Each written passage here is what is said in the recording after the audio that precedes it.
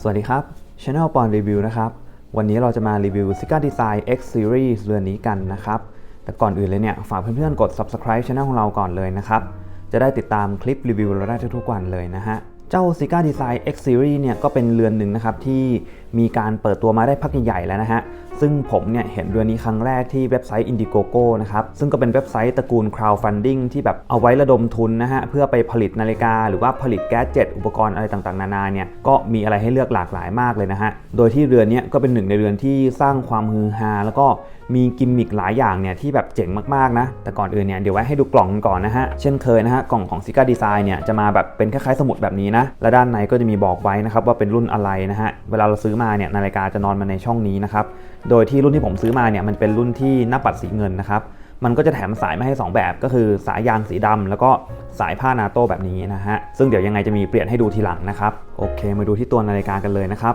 คือจุดเด่นของ X Series นี้เนี่ยแน่นอนนะฮะว่าตัว X เนี่ยมันก็มีที่มาจากหน้าปัดนะครับที่มันเป็นการกากบาทมาแบบนี้นะเราก็จะเห็นมาแต่ไกลเลยนะฮะว่ามันจะมีตัว X แบบอยู่ในนาฬิกาชัดเจนมากๆนะครับโดยที่รายละเอียดอื่นๆของหน้าปัดนะครับนอกจากตัว X เนี่ยมันก็จะเป็นการโชว์หน้าปัดแบบสเกเลตันนะฮะซึ่งเครื่องของรุ่นนี้เนี่ยมันเป็นเครื่องที่ทาง Sika Design บอกว่ามีการเอาไปคัสตอมแล้วก็เอาไปพัฒนาต่อนะฮะจนเป็นรหัสเครื่องของตัวเองแล้วนะครับคือว่าง่ายๆตัวเนี้ยเขาจะไม่ได้พูดละว่าเขาใช้เครื่องจากซิกเกิลหรือว่าจากแบรนด์อื่นๆนะฮะเขาก็จะเรียกว่าเป็นเครื่องของตัวเองเลยก็จะดูเหมือนว่าเขามีการเริ่มปรับปรุงพัฒนาเครื่องด้วยตัวเองอะไรแล้วแบบนี้นะครับแล้วก็มีอย่างหนึ่งที่คนจะซื้อรุ่นนี้เนี่ยต้องรู้ไว้ก่อนนะครับก็คือจริงๆแล้วเนี่ยมันจะมีให้เลือก2วัสดุก็คือ stainless steel แบบนี้นะครับแล้วก็เป็นแบบไทเทเนียมซึ่งรุ่นที่เป็น stainless steel เนี่ยบนหน้าปัดมันจะไม่ได้มีรูมาให้นะฮะคือไทเทเนียมเนี่ยมันจะมีการเล่นลูมที่ดูดีกว่านี้มากๆเลยนะครับซึ่งเดี๋ยวยังไงเนี่ยจะมีตัวไทเทเนียมมารีวิวให้ดูด้วยอยู่แล้วนะฮะแต่ตัวเนี้ยมันก็ต้องบอกว่าเสียดายมากเลยนะมันไม่ได้มีการใส่ลูมอะไรมาให้เลยนะฮะ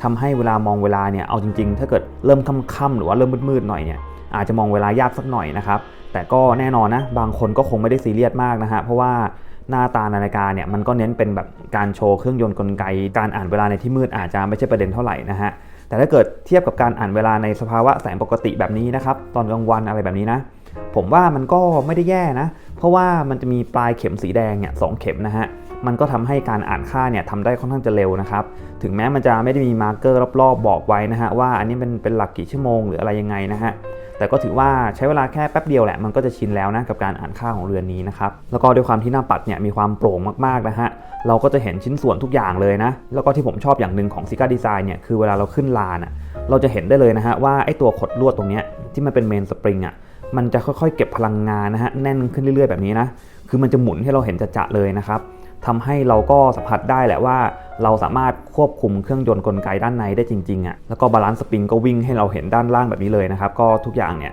เห็นได้ชัดเจนหมดเลยนะคือหน้าปัดด้านในเนี่ยเอาจริงๆภาพรวมมันจะคล้ายๆกับ Sika Design รุ่นแรกๆนะฮะที่มันเป็นทรงสี่เหลี่ยมเลยแต่อันเนี้ยมันก็เหมือนมีการเปลี่ยนเพลทด้านบนเนี่ยมาเป็นรูปทรงตัว X อะไรแบบเนี้ยให้มันดูมีดีเทลมากขึ้นแค่นั้นเองนะครับซึ่งส่วนหน้าปัดเนี่ยรวมๆถือว่าทำได้น่าสนใจดีนะฮะดูหน้าตาเท่แล้วก็ดูแปลกแหวกแนวมากๆเลยแต่จุดที่แบบเป็นไฮไลท์ที่สุดของเรือนนี้นะครับจริงๆเนี่ยไม่ใช่หน้าปัดนะฮะต้องบอกว่าไฮไลท์สุดๆของเรือนนี้เนี่ยอยู่ที่ตัวเคสของเขานะครับซึ่งเคสเนี่ยเพื่อนๆจะเห็นนะว่าเป็นนาฬิกาที่ทรงเคสมาใหญ่แล้วก็มีการประกอบมาด้วยหลากหลายชั้นมากนะฮะโดยที่มันมีที่มานะครับไอการที่เขาทำเคสมาแบบหลายๆชั้นแบบนี้อย่างแรกเลยเนี่ยเราจะสังเกตก่อนนะฮะว่า4มุมเนี่ยมันจะมีเม็ดกลมๆแบบนี้นะครับซึ่งไอส่วนที่มันเป็นกลมๆแบบนี้มันคือโชคอัพฮะคือเพื่อนๆลองนึกภาพว่าเป็นรถยนต์นะครับมันก็จะมีส่วนที่แบบมันเป็นโชคใช่ไหมฮะเพื่อเอาไว้รับแรงกระแทกจากล้อไปที่ตัวถังรถยนต์นะฮะโดยที่เรือนนี้ผมไม่อ่านมานะเขาบอกว่าเขาได้รับแรงบันดาลใจเนี่ยมาจากโชคอัพของรถพรีเมียม SUV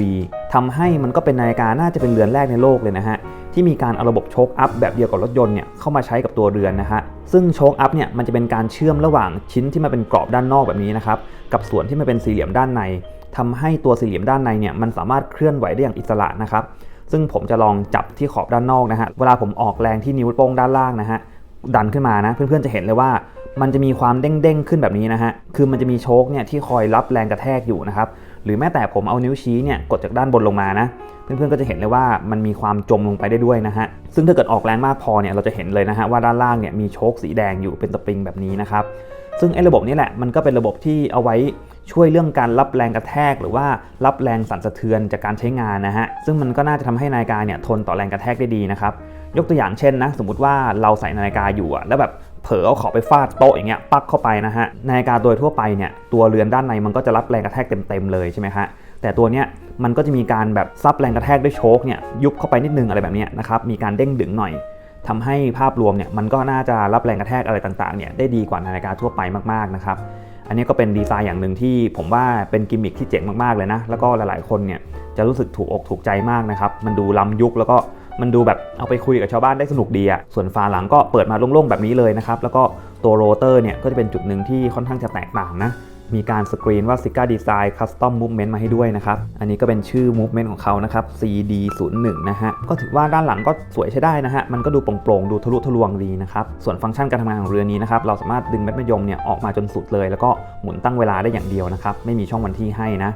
เม็ดมะยมเนี่ยใช้ง่ายมากนะครับเพราะว่าแบบเม็ดอันใหญ่มากนะแล้วก็หมุนแบบจับอะไรถนัดมือสุดๆนะฮะส่วนของกระจกเนี่ยให้มาเป็นซัฟไฟร์คริสตัลนะครับแล้วก็ตัดแสงสะท้อนได้แบบประมาณนึงนะฮะเวลาเจอแสงแบบแรงๆเลยเนี่ยก็อาจจะมีติดฝ้าเล็กน้อยนะแต่ก็ถือว่าทำได้โอเคนะครับเห็นด้านในได้เคลียร์ใช้ได้เลยส่วนขนาดเคสไซส์เนี่ยเรือนี้แน่นอนนะฮะว่าพอเคสมันมา2ชั้นแบบนี้เนี่ยใหญ่แน่นอนอยู่แล้วนะครับวัดออกมาเนี่ยประมาณ 45.5 มิลเลยแล้วก็ความหนาเนี่ยอยู่ที่ 11.8 มิลนะครับส่วนลักทูลักเนี่ยก็ต้องบอกว่าไม่ค่อยต่างกับเคสไซส์เท่าไหร่นะเพราะว่าทรงมันมาแบบเหลี่ยมๆแบบเนี้ยอยู่ที่ 48.2 มิลนะครับโดยที่สายเนี่ยอย่างที่บอกไปนะว่าให้มา2แบบนะครับคือผมประทับใจสายไนลอนของเขามากเลยนะคือมันเป็นสายไนลอนที่แบบมีความหนาแล้วก็แบบ texture เนี่ยดูแข็งแรงมากๆนะครับวัสดุทุกอย่างเนี่ยเซอร์ไพรส์มากเลยอ่ะเป็นสายไนลอนที่ดูดีมากจริงๆนะฮะยังไงเดี๋ยวลองขึ้นข้อมือให้ดูกันเลยนะครับข้อมือของผมนะครับ 5.5 นิ้วหรือว่า14เซนนะฮะใส่กับรูสุดท้ายเลยนะครับแต่ว่าสายไนลอนเนี่ยมีปัญหาอย่างหนึ่งสำหรับคนข้อมือเล็กนะคือมันไม่มีที่รัดสายเนี่ยตรงปลายมาให้นะ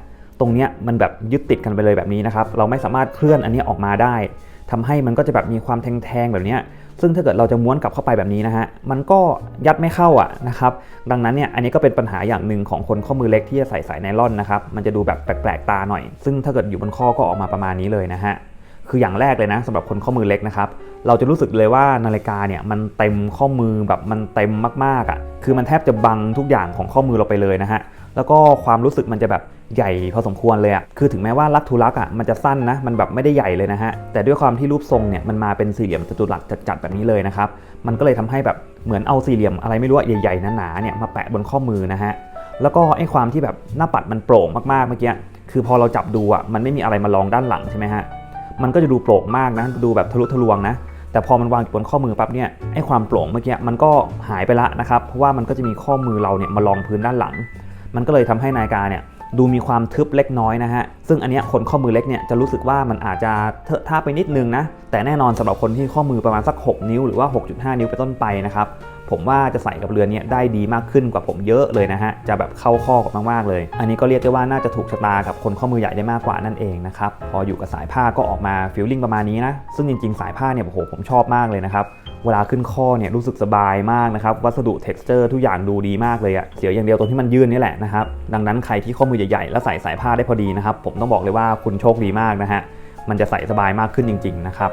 สายผ้าก็ประมาณนี้นะครับเดี๋ยวลองไปสายต่อไปให้ดูกันเลยวิธีการเปลี่ยนสายก็ง่ายมากนะฮะมันมี quick release มาให้แบบนี้เราก็สามารถดึงออกมาแบบนี้ได้เลยซึ่งอันต่อไปเนี่ยจะเป็นสายยางนะครับโดยสายยางของ X Series เนี่ยมันก็จะมีการดีไซน์ใหม่นะมีการแบบทำเป็นรูมาแบบนี้นะครับซึ่งก็เป็น texture ที่ค่อนข้างแปลกตามากนะครับแต่ผมว่าเข้ากับนาฬิกาได้ดีมากเลยอะเพราะว่านาฬิกาเนี่ยคือถ้าเกิดมองจากด้านบนมันก็ดูมีความทะลุนะฮะซึ่งสายเนี่ยมันก็แบบมีการเล่นฉลุลายมาแบบนี้ด้วยนะมันก็เลยยิ่งดูโปร่งนะครับแล้วก็ดีเทลอะไรต่างๆเนี่ยผมว่าไปได้กันได้ดีกับตัวเคสมากๆนะฮะแล้วก็อีกจุดหนึ่งที่ชอบมากๆเลยนะก็คือเราสามารถจิ้มเข้าที่รูไหนก็ได้นะครับเพราะว่ารูมันเยอะมากนะคือคนข้อมือเล็กข้อมือใหญ่เนี่ยผมเชื่อได้เลยว่าสายตัวนี้จะเข้ากับข้อมือได้ดีสุดๆนะครับเพราะว่ารูเนี่ยมีให้ปรับได้หลายระดับจริงๆแล้วก็ตัวที่รัดสายนะครับจะมีปุ่มเล็กๆแบบนี้มาให้ด้วยนะฮะเราสามารถsnap เข้ากับตัวปลายสายเพื่อให้แบบมันติดแน่นกับข้อมือมากขึ้นได้ด้วยนะฮะอันนี้ก็ทำมาได้ดีใช้ได้เลยอยู่บนข้อก็ออกมาประมาณนี้นะครับถือว่าโอเคนะจริงๆภาพรวมเนี่ยเรื่องโทนสีไม่ต่างกับสายดำเมื่อกี้เท่าไหร่นะครับเพราะว่าสีใกล้ๆกันอยู่ละ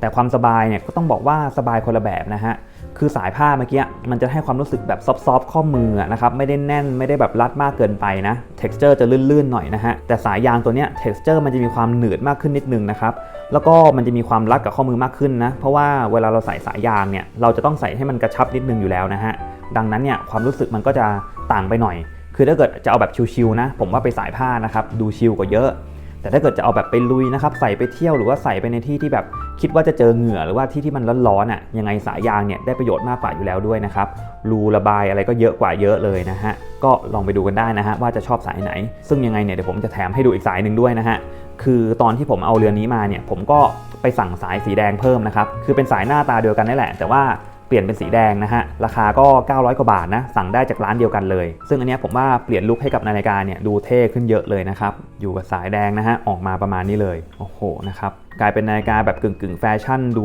ลุยๆเท่มากเลยอ่ะพอขึ้นข้อก็ออกมาประมาณนี้เลยนะฮะอันนี้ถือว่า